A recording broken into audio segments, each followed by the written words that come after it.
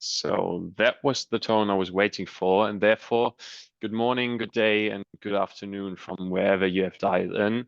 And on behalf of Montega, a warm welcome to today's earnings call for the Iute Group regarding the publication of the Q1 figures of 2024.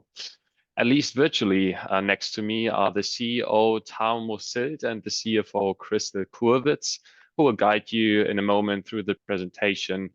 And like always, and like you are used to it, the presentation is followed by a Q&A session in which you will be allowed to place your questions directly to the management. And I would say it's enough from my side. With that, I would like to hand over to you, Tarmo. Stage is yours. Thank you, Niels, and good morning, everybody. Crystal, another strong quarter. And this morning, I think it sounds also to the tune of music in a sense that if we would visualize or make it digital, the sound of how the business goes when right now there are 78 ATMs dispersing cash. So every of those items, if we make it a small bus, it would sound like boom, and then boom, and then boom. And then there are digital payments, people scanning QR codes. That is maybe lighter tone, so it could sound like brrr.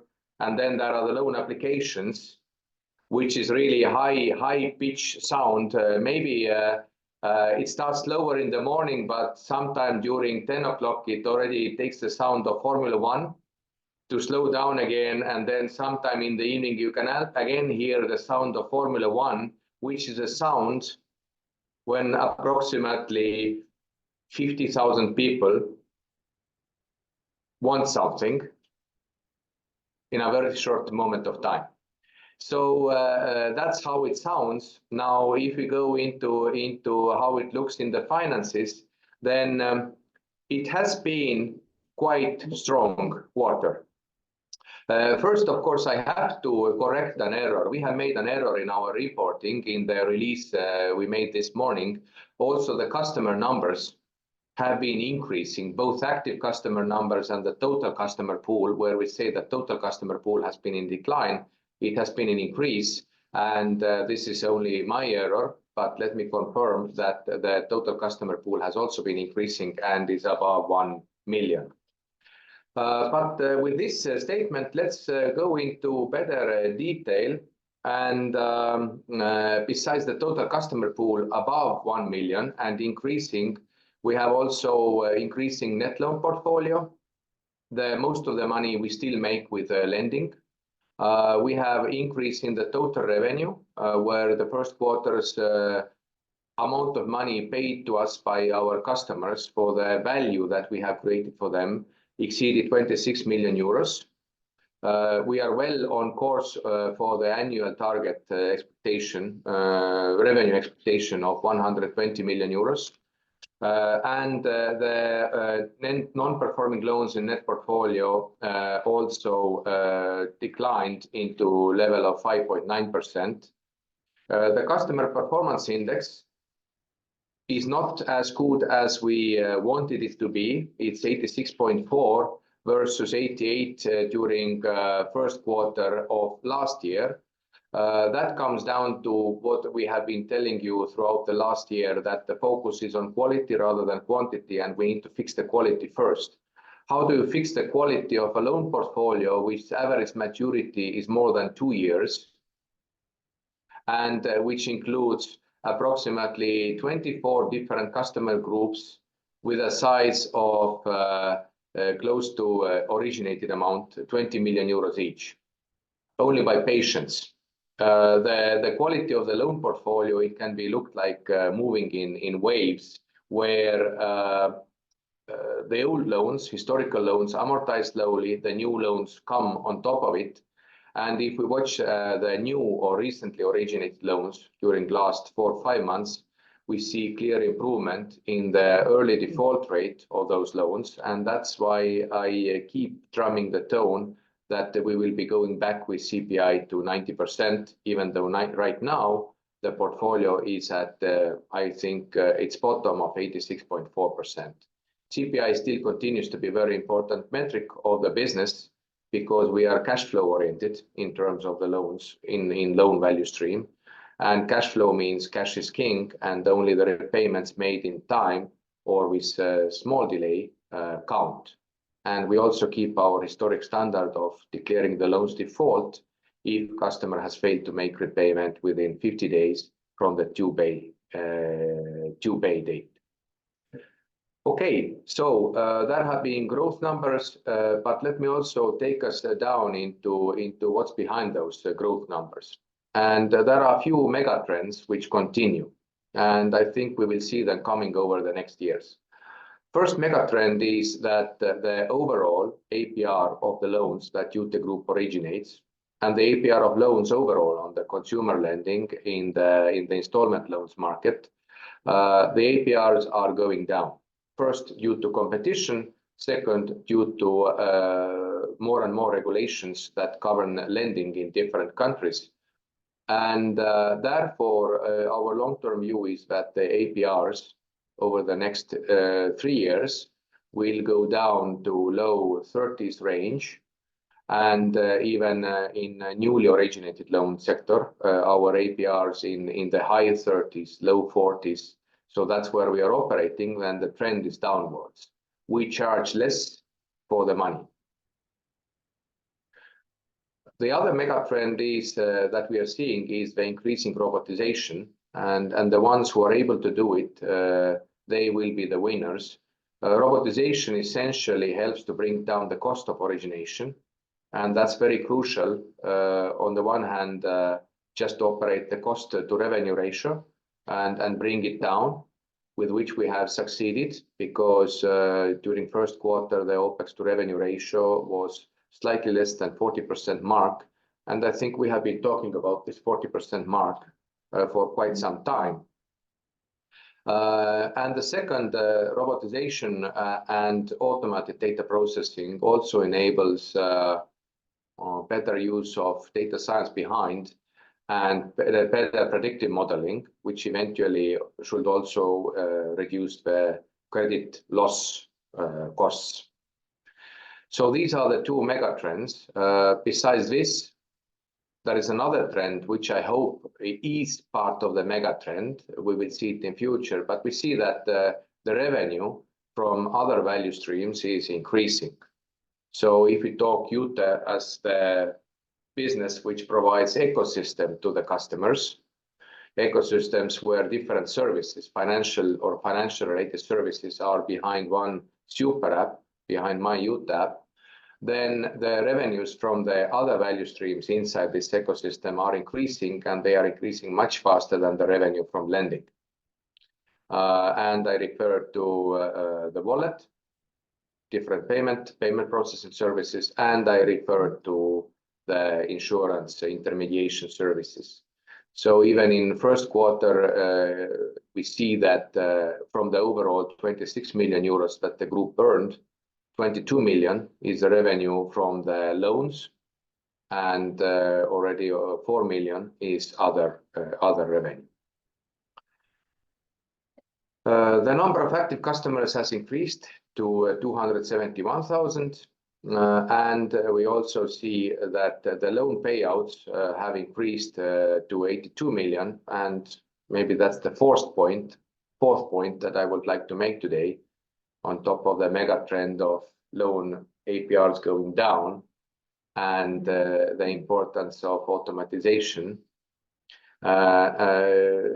The fourth that I would add is that we are going to switch back to the growth mode also in lending. And it looks like we are able to break or reach our growth target, which I think we set at 420 million euros balance sheet by end of the year. I think we will break it and go beyond it. That's at least what we want. So back to the growth mode under the strict quality conditions. If we look at the operational footprint country by country, then in Moldova, we continue to have two separate autonomous businesses, Iute Credit and Enerbank. Both continue to be profitable, but we see that Albania has superseded both of them individually The net loan portfolio in Albania as of now is almost 74 million. By now, actually, we are in May. It has exceeded the number clearly, but by end of first quarter, it was 74 million, whereas in Moldova, the net loan portfolio, in Iute Group Moldova, net loan portfolio was 57, and even in the bank, which started to accelerate throughout second half of last year, the net loan portfolio is 72. So Albania beats them both, and Albania is also showing very nice EBITDA, and also a very nice total income. Total income from Albania being close to 9 million euros. We also see growth in Macedonia, where the net loan portfolio is first time over 30 million euros, and the total income is 4.3. Actually, if you compare the net loan portfolio and total income sizes, you see that Macedonia even is slightly more efficient with the money, because they are able to make 4.3 million with 30 million net loan portfolio. And we have also seen nice growth in Bulgaria, where the net loan portfolio is of now over 11 million euros, and also the company is showing positive EBITDA. Nothing to be said about Bosnia. We have already declared that we are winding down. And we also see that the net loan portfolio as of now is 245 million euros, which where the balance or the weights are tilting more towards the Albania and Macedonia. We are aiming more diversified view even before we add another country to our portfolio.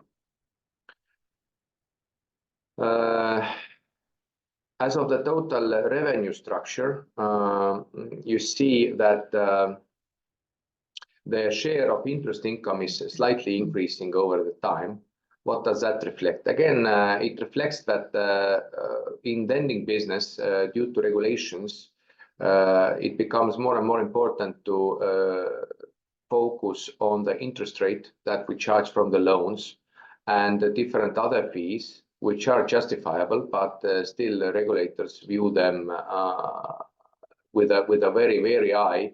The share of those fees is decreasing in the overall revenue scale. So you see that the gray share of fee and commission income from loan portfolio, in the long run, it's relatively in decline, whereas the interest income share is in relative increase. But you also see that there is an increase of fee and commission income from other services and other income. So that's important to us. And as I already said, it is important to point out that my Iute app continues to be downloaded and there is increased usage from it. So this is the direction of the Iute Group, where to look at and where to push ourselves. Loan repayment discipline, I already touched it briefly. We are not entirely happy with 86.4% CPI in Q1 24. In Q1 23, it was in 88. So 1 year ago, it was 88. We have to look into the mirror and ask what kind of loans did we issue during 22 and during first half of 23, and only the new lending segments show us improvement. We still need to have 1 to 2 quarters patience while the new loan segments, freshly originated loans, take over in the loan portfolio in the relative weight, and their much better repayment discipline starts also to lift the overall repayment discipline of all customers. And as of now, excluding the bank, we have more than 164,000 very well performing loans. So the total number of 86 comes from measuring of all the loans which are in the portfolio, and this number is close to 200,000 non-bank loans I am referring here. Another metric, how easy is to collect, or what's the efficiency of collection of the defaulted loans, where we see the zigzag continuing and in recent months rather inching towards the 40% mark. So I would say that collection is not a big challenge from the group viewpoint. Country by country, of course, there are some places where I think that the collection should be much stronger, because we still want to get back to the 40% level where we used to be before year 2022. 40% for the investors who participate in our call first time. It means that from the defaulted principal amount, we want to collect within 180 days from the date of default, at least 40%. We want to see real money from the defaulted loans, at least 40% within first half year. Right, I think that I have spoken quite enough. Before I hand over to Crystal one more time to look at the repayment dynamics and the vintage. Because the loan maturities are extended, and now we see that the average weighted average loan maturity is above 2 years, and because the APRs are in decline, we are now below 40% mark in the newly originated loans. We also cannot expect more aggressive vintage like historically we expected 100% of the principal which we originated paid out to customers. We expected it to be repaid within the first approximately 10 months. Then now we see that we are aiming at the originated amount to be collected within a year, and then everything that is being repaid by customers after the first year is something which comes on top of the money which we initially exposed to the customers. And the peak vintages that we are aiming in the long run, they are in the 130% range. It is still sufficient to make money, to be profitable, but unless the cost of capital declines for Iute and companies like Iute, it rather points to higher expectations to operational efficiency, and also it points to the volumes. We need to increase the business volume to keep the profitability, and that's why we also will be pushing the accelerator pedal over the next quarters. Volume slowly becomes more important than just focus on the quality, while we have to keep the quality we have achieved. Crystal, please. Yes. So good morning from my side as well. Actually, Tarmo already pretty much covered the financial highlights as well, but briefly. So as you see, adjusted EBITDA dropped by 10%, and we ended up with adjusted EBITDA in a level of 10.6 million euros. And the main reason behind, compare first quarter 23, our total income increased by 3.5%. Yes, we managed to decrease our operational costs, but at the same time, unfortunately, we also had higher level of capex. As Tarmo said, that the one point is to keep interest cost or funding cost on the same level. Net loan portfolio at the end of first quarter 254 million euros. I see there is a mistake because in presentation there is 232 million, but in real life, yes, we ended up with net loan portfolio 245 million euros, which means that on yearly basis, net loan portfolio increased by 23%. And on quarterly basis, net loan portfolio increased by 5.5%.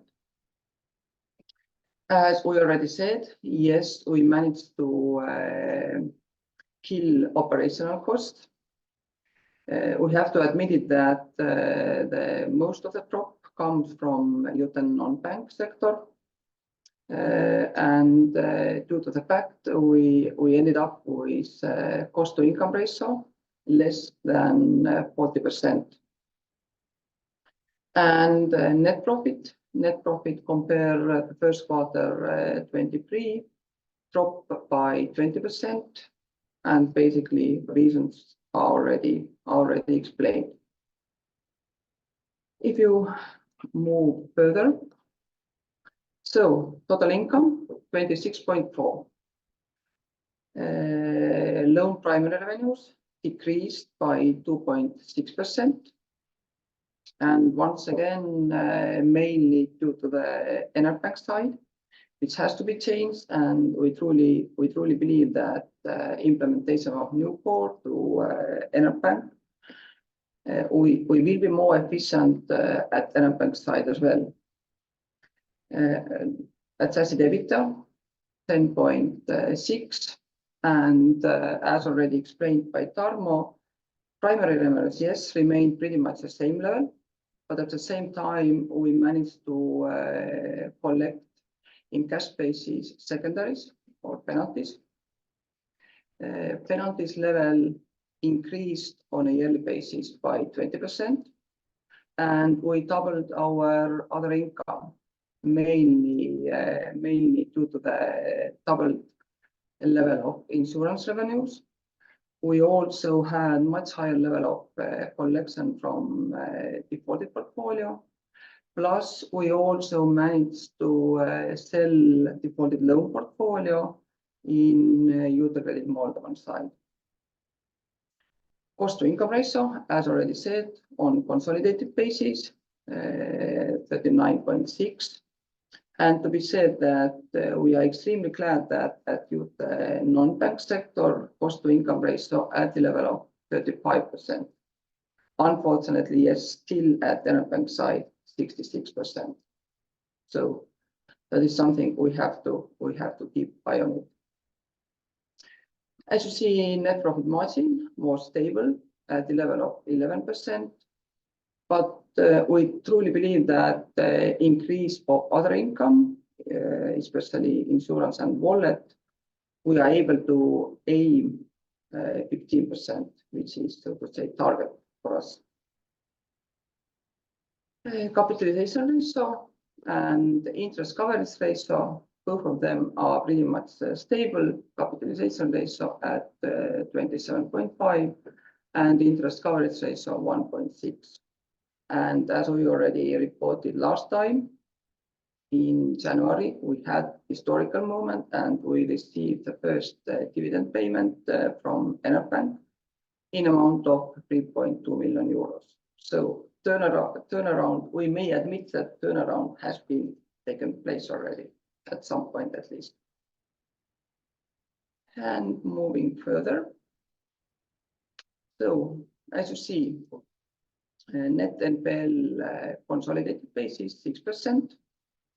Iute non-bank side, net NPL 7.8%, and at Enerbank side 1.3%. Gross NPL 11.2%, and impairment coverage ratio at 60, close to 66%. And as I said, we only managed to sell defaulted portfolio at Iute Credit Moldovan side. The rest of the subsidiaries are dealing with it, but there is no regular basis sale of defaulted loan portfolio. During the first quarter, we recognized provision in amount of 6.4 million euros, and on yearly basis, provisions increased by 26%.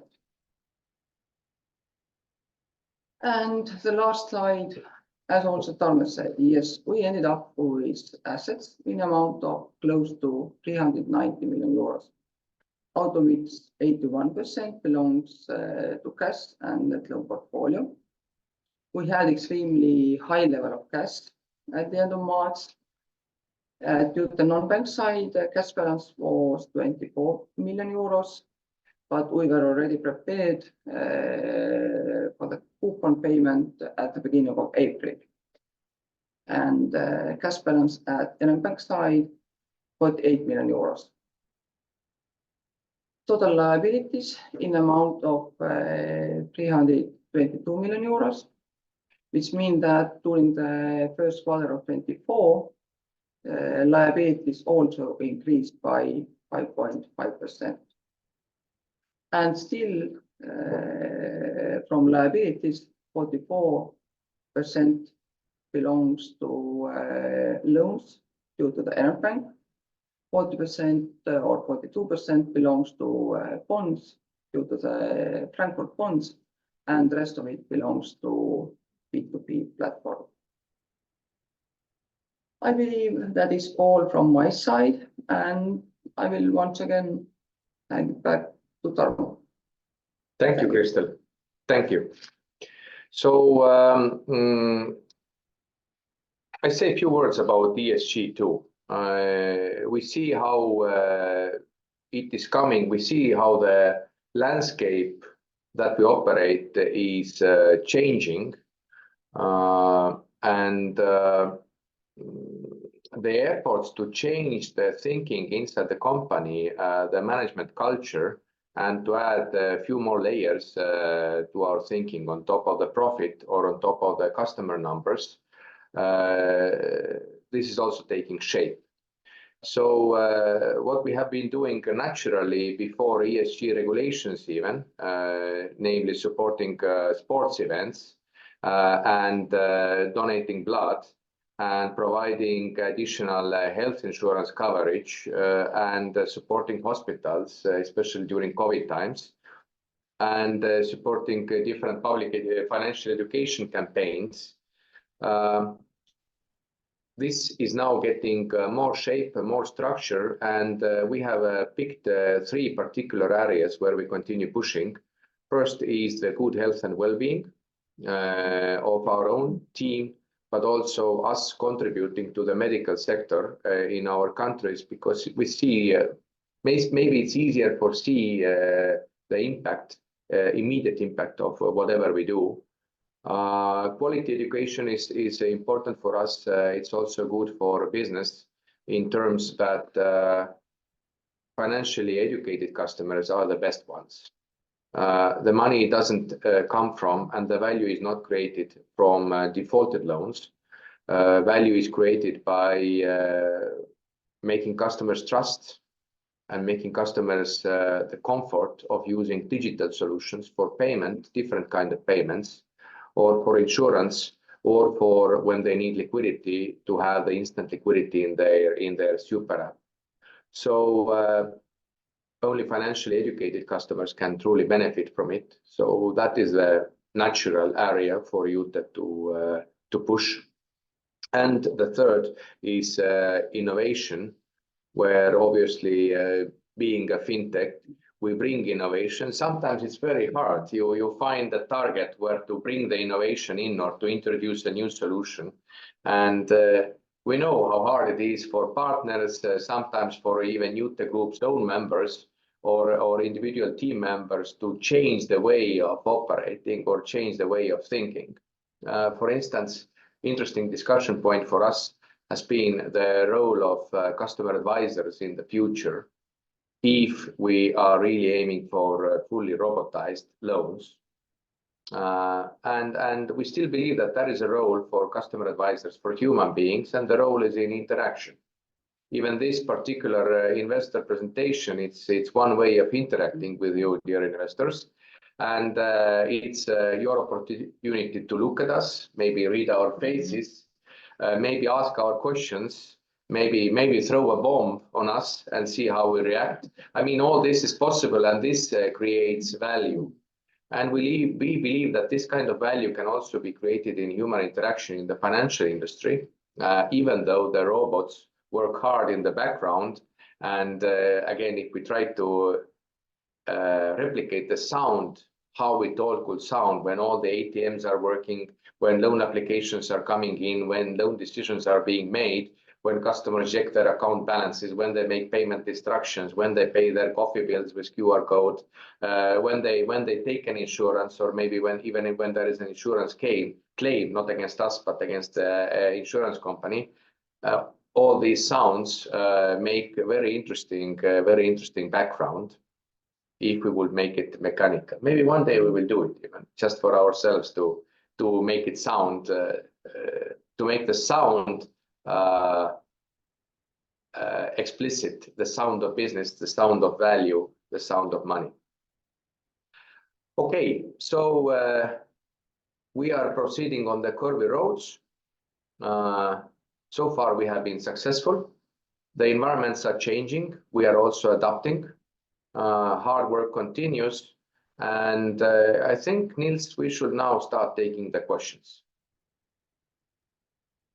Sure, I have to take on my camera again. And first of all, yeah, Crystal and Tamo, thank you for a detailed presentation. And as you said, and as I mentioned in the beginning, we will now follow and move on to the Q&A session.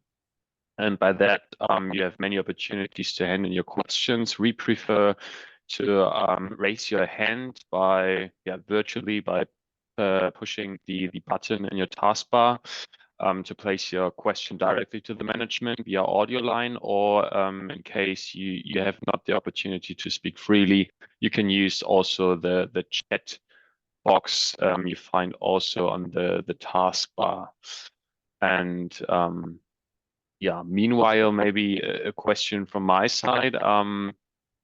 In the introduction, you spoke about the mega trends, and one of it was the robotization. I was just wondering what explicitly you have already taken into account to run down the OPEX ratio. Maybe just a few words on that.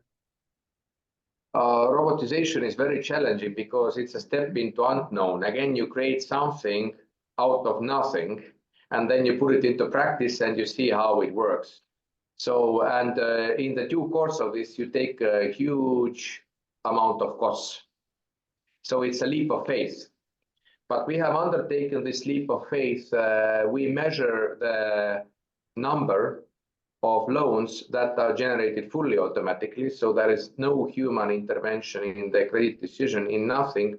The only step which is manual is by the customer to say that I want money now. I am maybe shy to share the number publicly, what is the share of automated loans from the total amount of loans, but let's say that the number as of now is in double digits as percentage, and we see the trend going upwards, so the share of automated loans being increased. So initial leap of faith, OPEX, significant OPEX, also a lot of learning and readjusting the machines, but eventually we could only put, let's say, if we talk about the lending in long term, I think we have only two major cost components. First is the cost of interest or the cost of capital, and second is the credit loss cost, which remains there, and the rest is the cost of electricity. Okay, it's I'm a bit exaggerating. There is also the cost for compliance and regulations and general management and overhead. But putting those three together, I think that it will give totally different cost structure to the lending business as compared to today. Okay, perfect. I see. And maybe another question, just for clarification. In the beginning, you spoke about the CPI, which went down just slightly, about 2%. Do you have a midterm target number? Do I miss that out and you mentioned it already?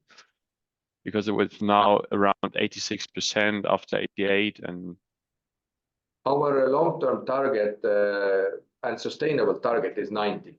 We still believe that 90 is a very sustainable number, and everything going downwards means that we should start pushing upwards. And if it goes above 90, then it means that generally we have been too conservative in the loan approvals. We deny too many people too much liquidity. I see, understandable. And I again say that would be the last opportunity to hand in any questions, because I see today is a quite inactive day, and maybe I use the chance to have a last question.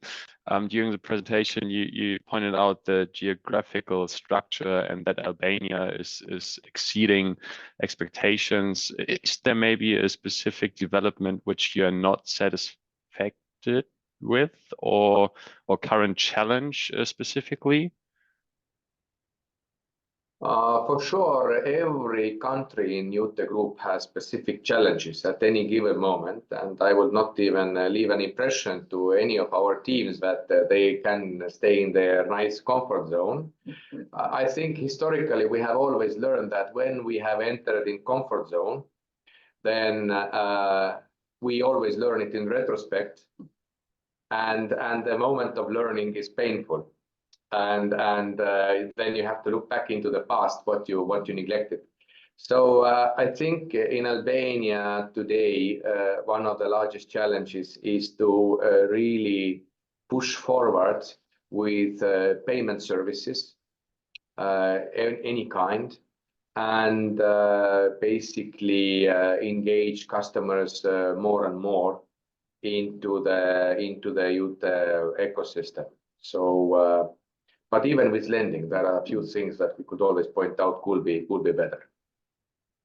Okay, perfect. And yeah, in the meantime, we haven't received any further questions from the participants, and yeah, we therefore come to an end of today's earnings call. And I would like to use the opportunity to say thank you for joining, for listening. And again, a big thank you to you, Tarmo and Crystal, for the presentation and the time you took to answer the questions from my side. And with that, I wish you all a lovely remaining week. And for some final remarks, I hand over again to you, Tarmo. Fingers crossed. Thank you.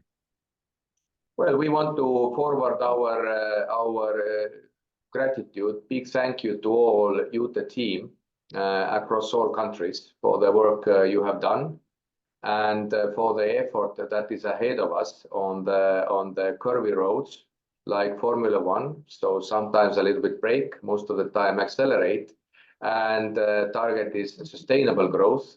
So we have a lot of work ahead of us. But thank you everybody very much for the great work done. Thank you. Thanks.